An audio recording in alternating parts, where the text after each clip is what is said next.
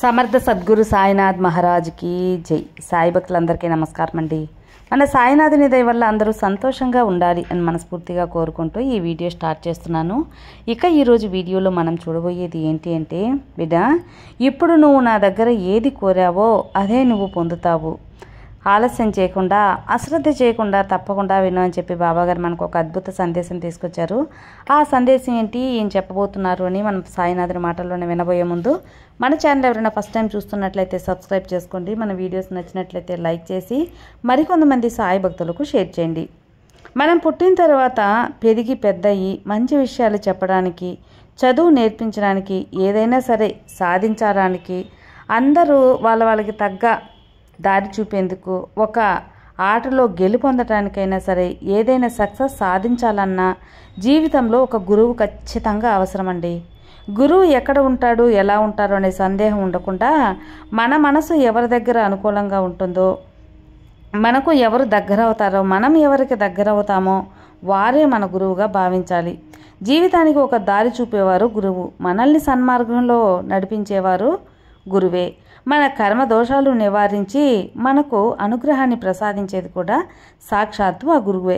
అలాంటి గురువాకునే ఇప్పుడు ఇందాం. మనందరికీ గురువు మన బాబాగారు. బాబాగారు అందిస్తున్న సందేశం, తల్లి, నువ్వు దేనికోసమైతే నా దగ్గరకు వచ్చావో, ఏది కోరి నా వైపు చూసావో, ఏది కావాలని నా దగ్గర కోరావో అది తప్పకుండా ప్రసాదిస్తాను. నీకు ఉన్న సమస్యల కంటే, నువ్వు ఉన్న గందరగోళ పరిస్థితుల కంటే, సమస్య అనేది కారణము దినం దినం నువ్వు ఎదుర్కొంటూ ఉన్నావు. నీకు ఎదురవుతున్న సమస్యలు, పరిస్థితులే తల్లి. దానివల్ల ఇది సరైందా, అది సరైందా అనే కోలపంలో ఉన్నావు. అంటే ఒక గందరగోళంలో ఉన్నావన్నమాట. సరైన నిర్ణయం తీసుకోలేక పరితపిస్తున్నావు తల్లి.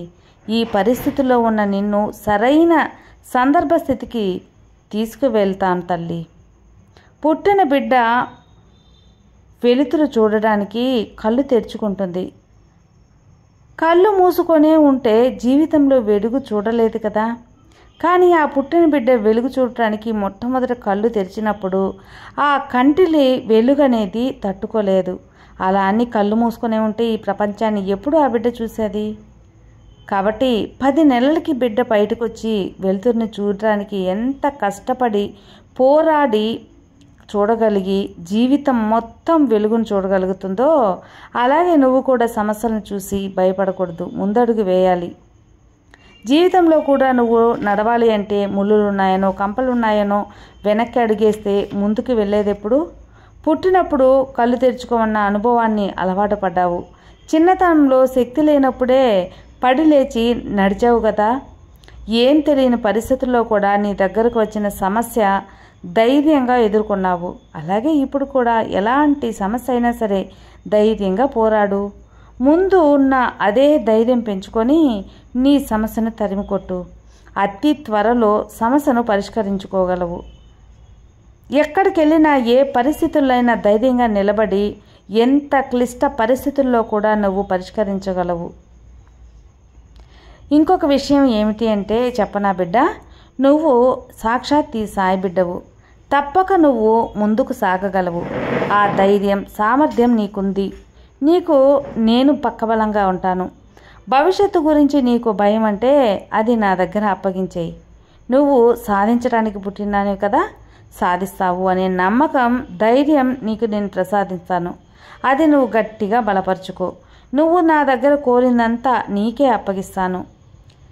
నేను ఏ తప్పు చేయలేదు, నేను భవిష్యత్తులో ఎత్తు ఎదగడానికి ప్రయత్నం చేశాను అని ఇలాంటివి నా దగ్గర నిరూపించుకోవాలని అవసరమే లేదమ్మా. ఎందువల్లంటే అన్నీ నాకు తెలుసు కదా. నేను నీ సాయి తండ్రిని. నాకు అన్ని నిరూపణలు నీ దగ్గర నుంచి అవసరం లేదు. మిగతా వాళ్ళ దగ్గర నీ సామర్థ్యం చూపించుకోవాలని, నీ శక్తిని, కాలాన్ని వృధా చేయవద్దు. ఒకరి దగ్గర నీ గురించి నువ్వు ప్రబలపరచుకోవాల్సిన అవసరం లేదు. ఎవరి గురించి కూడా ఆలోచించవద్దు.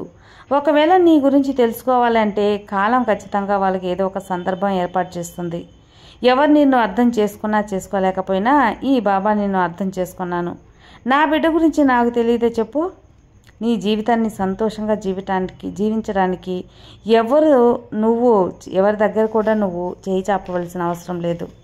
అలా చేయి చాపే పరిస్థితి కూడా నేను ఎప్పుడూ కల్పించను. నీ బాబా నీకు తోడుగా ఉన్నాను కదా తల్లి. నీ తెలివితేటలకు ఎవరు మద్దతు, అంగీకారం కూడా అవసరం లేదు అని గుర్తుంచుకో. నీ గెలుపు ప్రతిష్టలు ఎవరు చప్పట్లు కొట్టినా కొట్టకపోయినా నువ్వు ఎత్తుకు తప్పకుండా ఎదుగుతావు. నువ్వు ఎత్తుకు ఎదగాలి అనుకున్నప్పుడు ఇతరుల పొగడ్తలకు పొంగిపోవద్దు. అలాగే నిరుత్సాహపడినప్పుడు కృంగిపోవద్దు. దీనివల్ల ఎవరి వల్ల కూడా ఏమీ మారదు. ఈ విషయం నువ్వు మనసులో భద్రపరుచుకోవాలి. నువ్వు ఒక ప్రత్యేకమైన వ్యక్తివి, అదే ఈ సాయి బిడ్డవి అని గుర్తుంచుకో. నీ పని మీద గమనంగా జాగ్రత్తగా ఉండు. నువ్వు చేసే ప్రతి పనిలో గెలుపు అనేది తప్పక సాధిస్తావు. నీకు తోడుగా నేనుంటాను కదా. నీ చుట్టూ ఏం జరిగినా నీ మనసులో పదిపరుచుకోవద్దు. ఎలాంటి నీడను చూసి అస్సలు బెరుకు భయం అనేది పడవద్దు. నీ జీవితం ఆనందంగా ఉండటానికి నీ సాయి నీకు తోడుగా ఉన్నాను అని మనసులో ఆ యొక్క బలాన్ని నిలుపుకో చాలు. నీ బాబా నీ కోసం ఏమీ చేయలేదని ఏడ్చిన రోజులు ఉన్నాయి. ఆ రోజులు నీకు గుర్తు తెచ్చుకో. కానీ నీ బాధ కఠినమైనదైనా సరే, నువ్వు ఏడ్చినా సరే, కన్నీరు కార్చిన రోజులన్నీ కూడా ముగిసిపోయినాయి. ఎందువల్లంటే ఇక రాబోయే కాలం నీకు ఆనందకాలం కాబట్టి. నీ కోసం ఆ కాలం ఎదురు చూస్తుందమ్మా. ఇది నువ్వు మనసులో భద్రపరచుకో తల్లి. చెట్టుకు రాలిన ఆకులన్నీ రాలిపోయాయని నిరుత్సాహపడితే చిగురించే వసంతకాలం ఎలా చెప్పు? ఆ చిగురించే వసంతకాలం వస్తే చిగురు రావాలి అంటే ముందు ఉన్న ఆకులు రాలిపోవాల్సిందే కదా. అలాగే బాధపడి రోజులు ముగిసి సంతోషకరమైన రోజులు ప్రారంభమైనాయని గుర్తుంచుకో. దేనికైతే నువ్వు నన్ను వెతుక్కుంటూ వచ్చావో, నన్ను ఎప్పుడూ పదే పదే తలుచుకుంటున్నావో ఆ విషయం తప్పక నెరవేరుస్తాను. నీ మదిలో ఉన్న కోరిక తీరుతుంది. నువ్వు ఏది కోరి నా దగ్గర చేతులు చాచి అడిగావో అది నీకు ప్రసాదిస్తాను తల్లి. ఈ గురువుని నమ్మావు కదా. ఈ గురువు మీద నమ్మకంతో ఈ గురువాకుని, ఈ వాగ్దానాన్ని తప్పకుండా ఈ సాయి నెరవేరుస్తాను అని నమ్ము. నమ్మకంతో ఉంటే అంతా మంచిగా జరుగుతుంది. నీకైనది నేను ప్రసాదిస్తాను. ఇక మంచే జరిపిస్తాను. ఈ గురువాకు నీకు సంతోషాన్ని ఇస్తుంది కాబట్టి ప్రశాంతంగా ఉండి ప్రశాంతంగా నిద్రపో. ఈ సాయి నీతో ఉండగా నీకు భయమెందుకు చెప్పు. సర్వే జనా సుఖినో భవంతు. జై సాయిరామ్.